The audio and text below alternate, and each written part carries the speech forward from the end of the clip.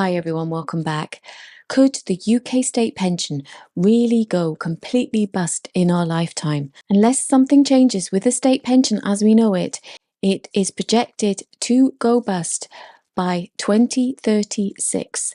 That is just 11 years away. In this video, we'll go through the reasons why, what it means for your future, and the realistic solutions that are currently being discussed. Why the system is failing. Quite simply because the spending on the state pension is spiraling out of control. And the challenge is simply because we have an aging population. We're not unique in that regard.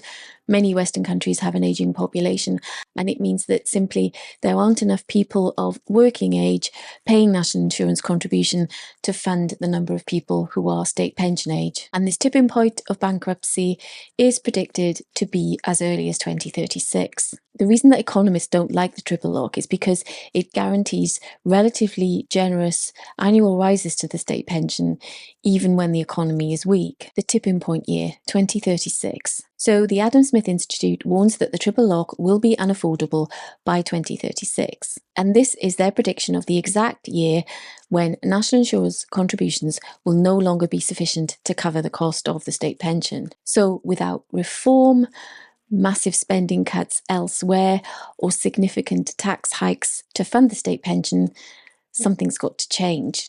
And I've mentioned in a previous video how Denmark have already announced that they are going to increase their state pension entitlement age to 70. And so chances are other countries will also follow suit and raise their state pension age to 70 sooner than we might otherwise expect. At the moment, legislation is rising the UK state pension to the age of 68, but not beyond that.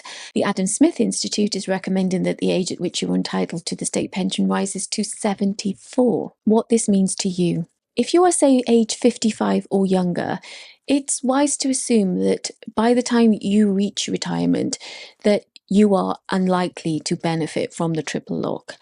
That's the first safe assumption to make, that the triple lock's days are numbered. As an aside, those who benefited the most from the triple lock are people aged between the ages of 74 to 78 by 2038.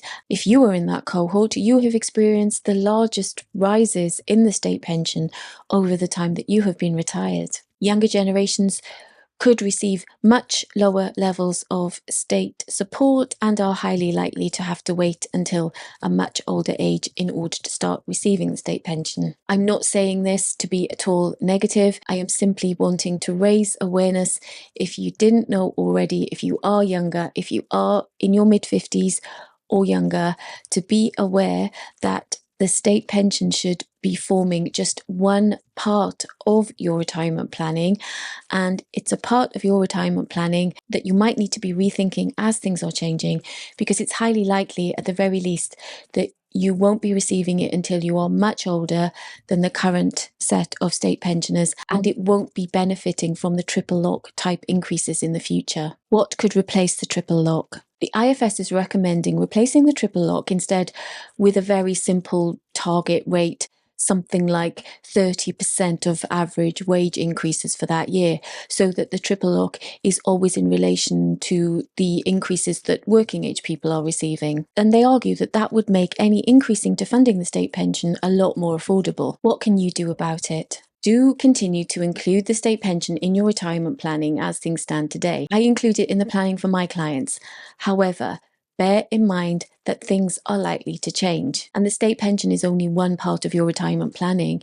It is absolutely not enough for even a minimum standard of living. Auto-enrollment of workplace pensions have absolutely helped, but 20% of people working in the private sector have absolutely no pension provisions, and a staggering 80% of people who are self-employed have no pension. There are going to be many, many people reaching retirement age with highly inadequate levels of resources with which to generate any type of retirement income.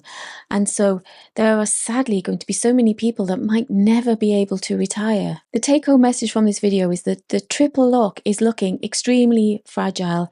Don't expect that to last for many more parliaments. And that's because without reform, the triple lock is going to collapse the state pension by 2036. Be proactive. Take control of your own retirement planning. Save as much as you can. Get that balance right between living for today and planning for your future. And assume that the state pension is only one small part of your retirement planning that absolutely cannot be depended upon. I am not scaremongering. I am not trying to suggest in any shape or form that the state pension is going to disappear anytime soon. That is not what I am saying.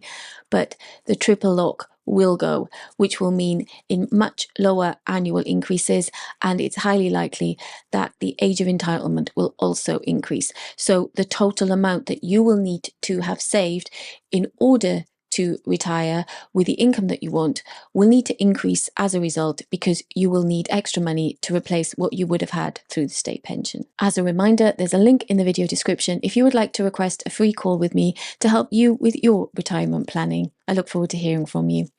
Until next time, Hoi var amateur.